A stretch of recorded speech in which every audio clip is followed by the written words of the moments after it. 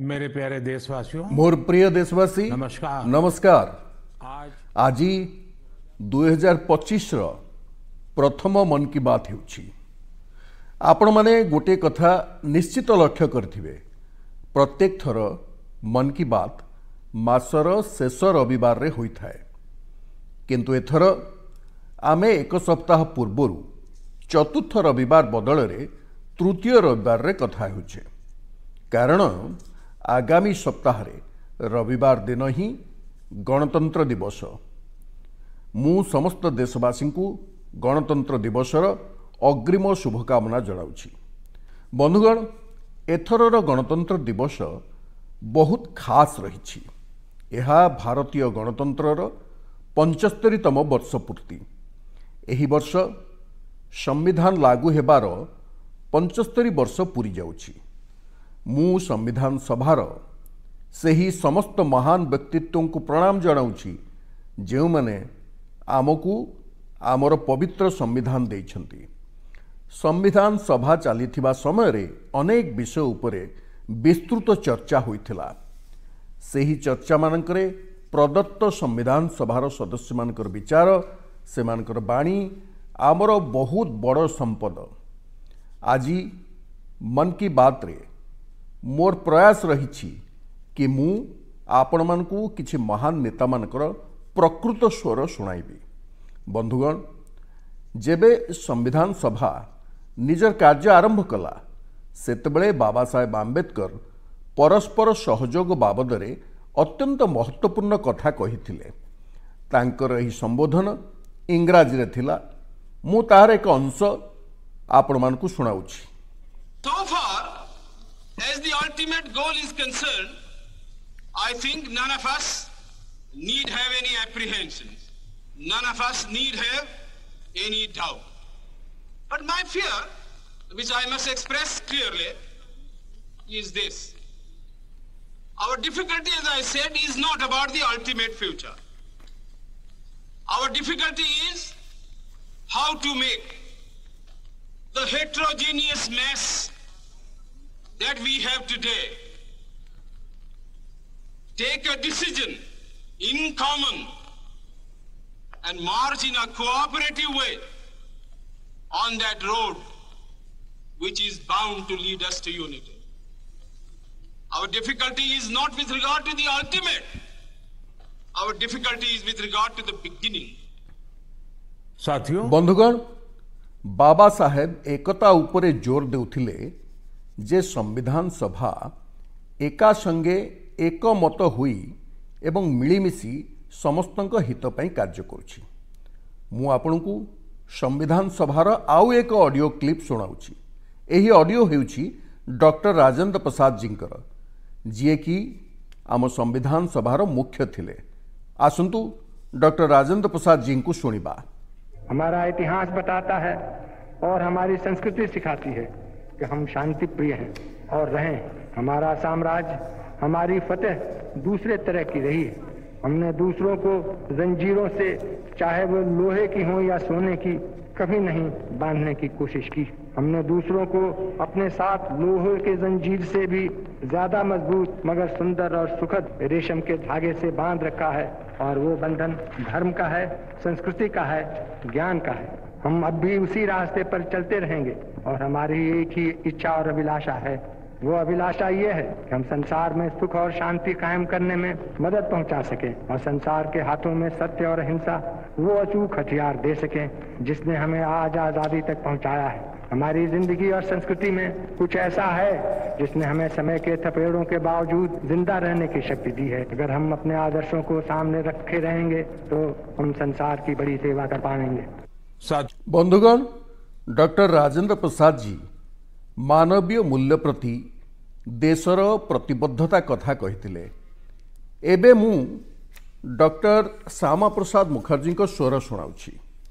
से समस्त को समान सुजोग विषय उठाइथिले। डॉक्टर श्यामा प्रसाद मुखर्जी कहिथिले, hopes are that we shall go ahead with our work in spite of all difficulties and thereby help to create that great India, which will be the motherland of not this community of that, not this class of that, but of every person, man, woman, and child inhabiting in this great land, irrespective of race, caste, creed, or community. Everyone to have an equal opportunity so that he or she can develop himself and herself according to the best talent and serve the great common motherland of theirs. बंधुगण, मोर आशा जे आपण को मध्य संविधान सभार एही वितर्कर प्रकृत audio शुणी भल लगुथिबो। आमे सबु देशवासी एही विचार गुड़िकर प्रेरणा नहीं एभली एक भारत निर्माण निमंते कार्य करिबा जहा उपरे आम संविधान निर्माता मानकु गर्व हेबो। बंधुगण, गणतंत्र दिवसर गोटे दिन पूर्व 25 जनवरी रे रहिछि जातीय मतदाता दिवस। एही दिनटी एथिपाई महत्वपूर्ण कारण एही दिन भारतीय निर्वाचन आयोग बा इलेक्शन कमिशन रो स्थापन होइथिला। आम संविधान निर्माता माने संविधान रे आम निर्वाचन आयोग को एवं गणतंत्र रे लोकमानक भागीदारी को प्रमुख स्थान देइछंती। देश रे जेबे 1951-52 रे प्रथम थर निर्वाचन होइथिला सेतेबेले किछि लोकंक मनरे संशय थिला जे कौन देशर गणतंत्र जीवित रही परिबो, किंतु आम गणतंत्र समस्त आशंका को भूल प्रमाणित करछि। जहा हेले भी भारत होउछि गणतंत्र जननी। गत दशंधि रे मध्य देशर गणतंत्र सशक्त होइछि, समृद्ध होइछि। मु निर्वाचन आयोग को मध्य धन्यवाद देबी जे कि समय समय रे आमर मतदान प्रक्रिया को आधुनिक रूप देइछंती एवं मजबूत करछंती। आयोग पक्षरु जनशक्ति को अधिक दृढ़ता देबा पाई प्रजुक्ति विद्यार उपयोग करा जाइछि। मु निर्वाचन आयोग को निष्पक्ष निर्वाचन प्रतिबद्धता निमंते बधाई जणाउछि।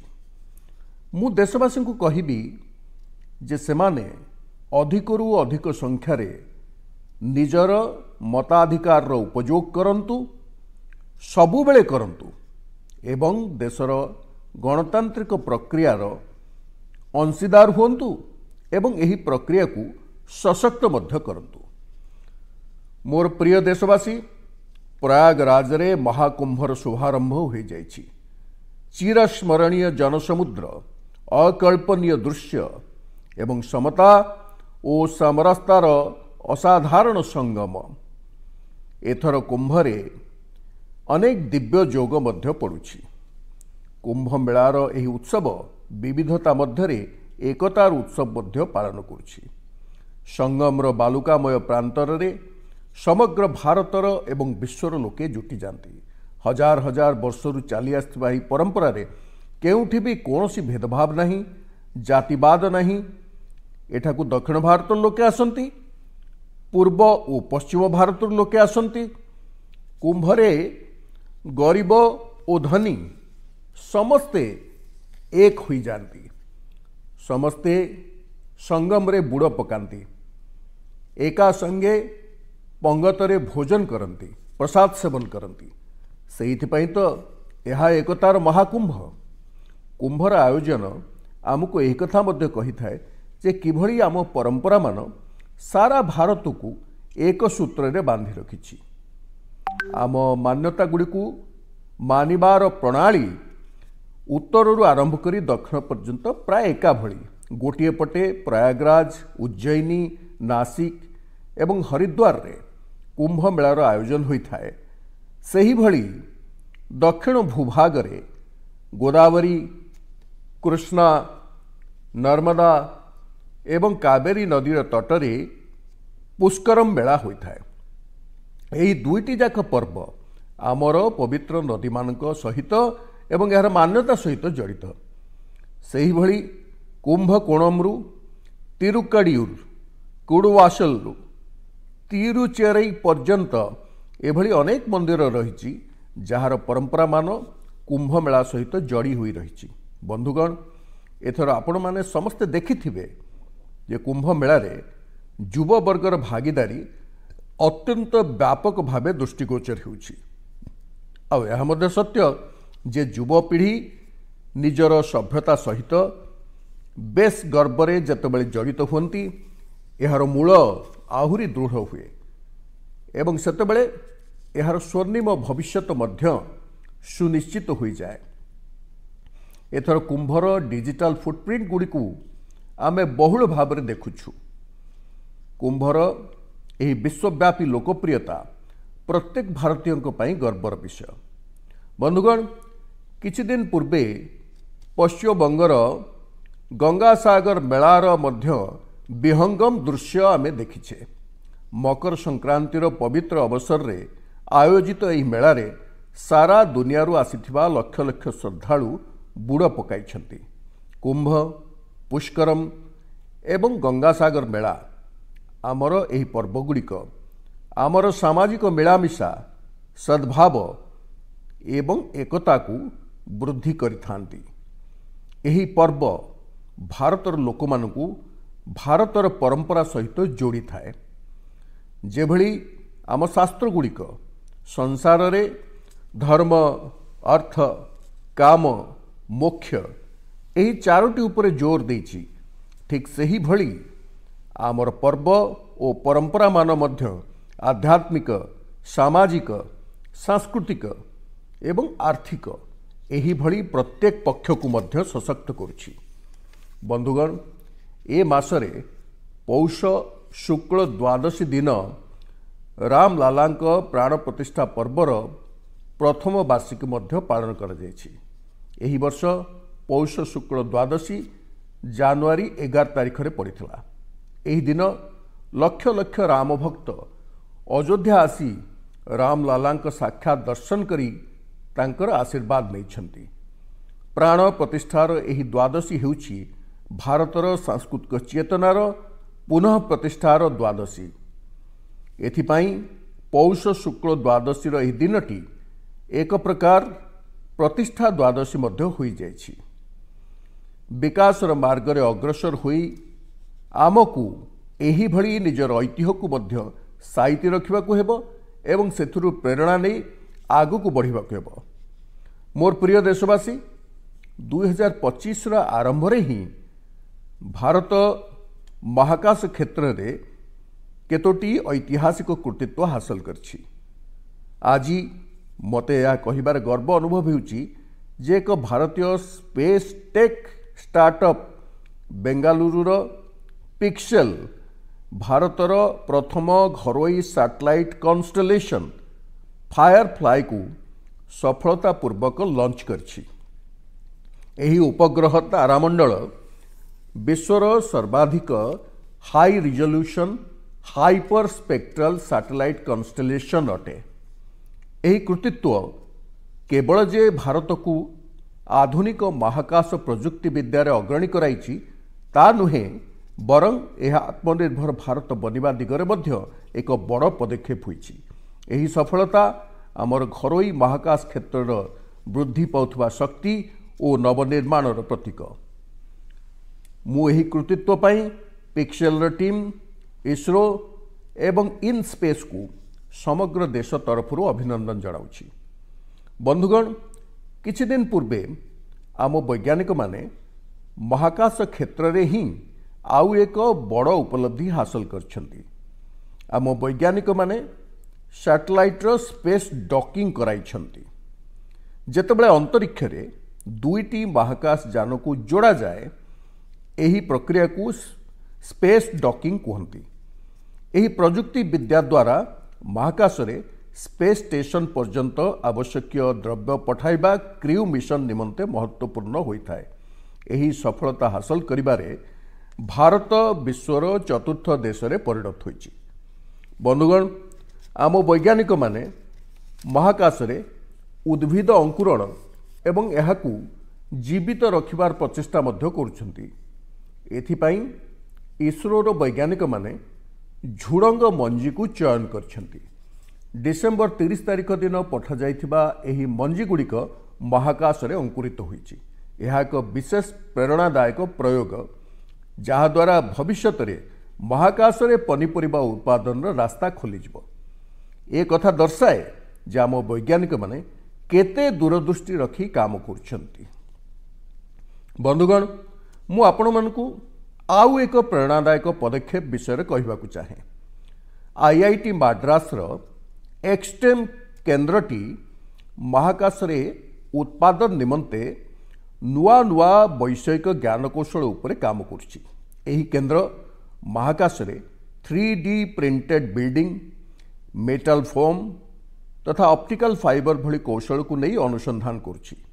एही केन्द्र बिना पानी रे कंक्रीट निर्माण भली वैप्लविक विषय को मध्य विकसित करछि।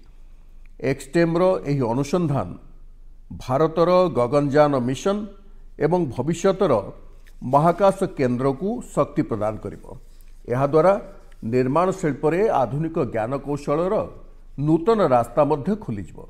बंधुगण, ए समस्त उपलब्धि ए कथा को प्रमाणित करे जे भारतर वैज्ञानिक और उद्भावक माने भविष्यतर आह्वान गुड़िकर समाधान निमंते केते दूरदर्शी। आम देश आज महाकाश ज्ञान कौशल रे नूतन कीर्तिमान स्थापन करुछि। मु समस्त देशवासी पक्षरु भारतर वैज्ञानिक, उद्भावक और युव उद्योगी मानकु शुभकामना जनाउछि। मोर प्रिय देशवासी, आपण माने अनेक थर मानव और पशु मानक अद्भुत बंधुत्वर विरल चित्र मान देखिथिबे। आपण माने पशु मानक विश्वस्तता को नहीं अनेक कहानी शुणिथिबे। पालित पशु हुंतु अथवा जंगली पशु, मानव सहित एमानकर संबंध आमको अनेक थर चकित कर दे थाए। पशु माने जदिओ किछि कहि पारंती नहीं, किंतु सेमानक भावना और हाव भाव को मनुष्य ठीक भावे बुझी पारे। पशु माने मध्य प्रेमर भाषा बुझी पारंती, ताकू सम्मान जनाती। मु आपण मानक सहित आसाम रो गोटे उदाहरण बांटिबाकू चाहे। आसाम रे एक स्थान रही नौगांव। नौगांव होची आम देशर अन्यतम महान विभूति श्रीमंत शंकर देव जी जन्मस्थली। यह खूब सुंदर स्थान। एठारे हाथी माने बहु संख्यार देखा जाती। एही अंचल रे एभली अनेक घटना घटुथिला जहिरे हाथी पल फसल नष्ट कर देउथिले, चाषी माने असुविधा रे रहुथिले। पाखापाखी 100 खंड गाँर लोके एहाकू नहीं चिंतित थिले, किंतु सेमाने हाथी मानक बाध्यबाधकता को बुझी पारुथिले। सेमाने जानुथिले जे भोक मेंटाइबा पाई हाथी पल खेत मुहां हेउछंती। तेणु गाँ लोके यार समाधान रो पंथा चिंता कले। गाँ लोकों को नहीं एक टीम गठित होला, जार ना रखागला हाथी बंधु। हाथी बंधु माने बुद्धिमता प्रदर्शन पूर्वक पाखापाखी 800 बिघा पढ़िया जमी रे एक नुआ प्रयास कले। समस्ते मिलीमिशी नापियर घास लगाइले। हाथी एही घास खाइबा को खूब पसंद करती। यार प्रभाव एपरी हैला जे हाथी माने खेत को आसीबा कम करदेले। यह हजार हजार ग्रामवासी को आश्वस्ति प्रदान करछि। सेमानक एही प्रचेष्टा हाथी मानक मध्य सुहाइछि। बंधुगण, आम संस्कृति और ऐतिह्य आखपाखर पशुपक्षी सहित प्रेमपूर्वक सहबंधन शिक्षा दिए। आम समस्तंक पई यह खूब खुशीर खबर जे विगत 2 मास मध्यरे देश रे 2टी नूतन व्याघ्र प्रकल्प जोड़ी होइछि। एथुर गोटिए हेउछि छत्तीसगढ़ गुरु घासीदास तमोर पिंगला व्याघ्र प्रकल्प और अन्यटी है मध्य प्रदेश रातापानी व्याघ्र प्रकल्प। मोर प्रिय देशवासी, स्वामी विवेकानंद कहिथिले जो व्यक्ति निकटरे निज भावना को नहीं उद्दीपना रही से ही निज लक्ष्य हासिल करि परिबो। कौनसी भावना को सफल करने को हेले आमर उत्साह और उत्सर्गीकृत प्रचेष्टा सबुठु जरूरी होता है। संपूर्ण मनोयोग और उत्साह बल उद्भावन, सृजनशीलता और सफलतार मार्ग प्रशस्त होता है। किछि दिन पूर्वे ମୁଁ स्वामी विवेकानंद जी जयंती अवसर में विकसित भारत युव नेतृत्व आलोचन भाग नहीं सेठारे सारा भारत आसथिबा युव बंधु सहित पूरा दिन बिताई युवक माने स्टार्टअप संस्कृति महिला युववर्ग भित्तिभूमि भली अनेक क्षेत्र को नहीं सेमानक मनर थिबा भावना को व्यक्त करथिले। एही कार्यक्रमटी मो पाई खूब स्मरणीय होईछि। बंधुगण एही किछि दिन पूर्वे स्टार्टअप इंडिया को 9 वर्ष पूरीछि। आम देश रे 9 वर्ष मध्यरे जेते गुड़िए स्टार्टअप प्रस्तुत होईछि सेथि मध्यरु अधारु अधिक टियर 2 और टियर 3 सहर रे प्रस्तुत। एक कथा सुनी प्रत्येक देशवासी को हृदय खुशी रे भरी उठुछि जे आम स्टार्टअप गुड़िक केवल बड़ बड़ सहर जाए सीमित हो रही ना। आपण माने जानी आश्चर्य हेबे जे छोट सहरर स्टार्टअप गुड़िक मध्यरु अधारु अधिकर नेतृत्व आम झियो पिलांक हाथ में। जेबे आमे शुणुछु जे अंबाला हिसार कांगड़ा चेंगलपट्टू बिलासपुर ग्वालियर वासिम भली सहर गुड़िक स्टार्टअप रो केन्द्रस्थल पलटिछंती तेबे मन खुशी रे भरी उठुछि। नागालैंड भली राज्य रे विगत वर्ष स्टार्टअप रजिस्ट्रेशन रे 200% वृद्धि हुईछि। Waste management non renewable energy biotechnology और लॉजिस्टिक्स हेउछि एभली क्षेत्र जहाँ सहित जड़ित स्टार्टअप गुड़िकर संख्या अधिक। एगुड़िक पारंपरिक क्षेत्र नुहंती किंतु आम युव साथी माने तो पारंपरिक ठारू आगु को चिंता करछंती एवं सेमानकु सफलता मध्य मिलुछि। बंधुगण 10 वर्ष पूर्वे जेबे कि स्टार्टअप क्षेत्र को जीवा कथा कहूथिला सेतेबेले ताकू अनेक टाही टापरा शुणिबा को पड़ुथला। किए पचारुथिले ए स्टार्टअप टा कोन आउ किए कहूथिले एथिरु किछि मिलिबो नाही। हेले एबे देखंतु 10 वर्ष मध्यरे केते बड़ परिवर्तन आसी जाइछि। आपण माने मध्य भारत सृष्टि होतिबा एही अवसर गुड़िकर लाभ उठांतु। जदि आपण माने निज उपर विश्वास रखिबे तेबे आपणक स्वप्न को मध्य नूतन शिखर मिल जिवो। मोर प्रिय देशवासी निस्वार्थपर भावना ओ भल उद्देश्य नहीं करा जाउथिबा कामर चर्चा दूर सुदूर जाए पहुंची जाए थाए। आम मन की बात यार एक बड़ प्लाटफर्म हो पारिछि। आमर ए विशाल देश रे दूर दूरांतर कर्तव्य भावना नहीं जदि किए भल काम करछि कर्तव्यर भावना को आगरे रखुछि तेबे ताकू लोकलोचन को आनिबा निमंते यह एक उत्तम मंच पलटिछि। अरुणाचल प्रदेश दीपक नाबाम जी सेवा क्षेत्र में एक अनन्य उदाहरण प्रस्तुत करछंती। दीपक जी एठारे लिविंग होम परिचालना करछंती जोंठी मानसिक रोगी शारीरिक अक्षम और वयोज्येष्ठ मानक सेवा करा जाउछि। एठारे ड्रग सेवनकारी देखाशुना मध्य करा जाउछि। दीपक नाबाम जी अन्यर बिना सहायता रे समाजर वंचित हिंसा प्रपीड़ित और बासहीन लोकों को सहारा देवार अभियान आरंभ करछंती। आज तांकर सेवा कर्म एक संस्थार रूप नहीं सारी। तांकर संस्था को अनेक सम्मान रे सम्मानित मध्य करा जायछि। लाक्षाद्वीपर कवरत्ती रे नर्स भावे काम करथिबा के हिडुम्बी जी काम मध्य खूब प्रेरणादायी। आपण जानी आश्चर्य हेबे जे से 18 वर्ष पूर्वे सरकारी चाकरी अवसर नहीं सारी किंतु आज मध्य सही करुणा और स्नेहर सहित लोकों सेवारे जुटी रही जेपरी पूर्वर करुथिले। लाक्षाद्वीपर केजी मोहम्मद जी प्रचेष्टा मध्य अद्भुत। तांकर परिश्रम बल रे मिनिकय द्वीपर मेराइन इकोसिस्टम मजबूत होउछि। से परिवेश प्रति लोकों सचेतनता वृद्धि निमंते अनेक गीत रचना करछंती। तांकू लाक्षाद्वीप साहित्य कला अकादमी पक्षरु श्रेष्ठ लोकगीत सम्मान प्रदान करा जायछि। केजी मोहम्मद अवसर नेबा परे एबे सेठाकार संग्रहालय सह जड़ित होई कार्य करछन्ती। बंधुगण, आउ एक भल खबर अंडमान और निकोबर द्वीप समूह आसी। निकोबर जिल्लार विशुद्ध नड़िया तेल को एई निकटरे जीआई टैग मिली। विशुद्ध खाइबा नड़िया तेल को जीआई टैग मिलवा परे सेठारे आउ एक पदक्षेप निया जायछि।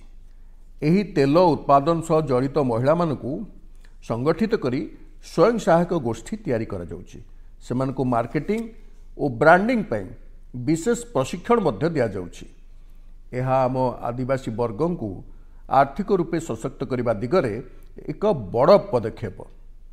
मोर विश्वास जे भविष्य में निकोबर एही वर्जिन नड़िया तेल सारा विश्व रे प्रसिद्धि लाभ करिबो एवं एथिरे सबुठारु बड़ योगदान अंडमान और निकोबर द्वीपर महिला स्वयं सहायक गोष्ठीर रहिबो।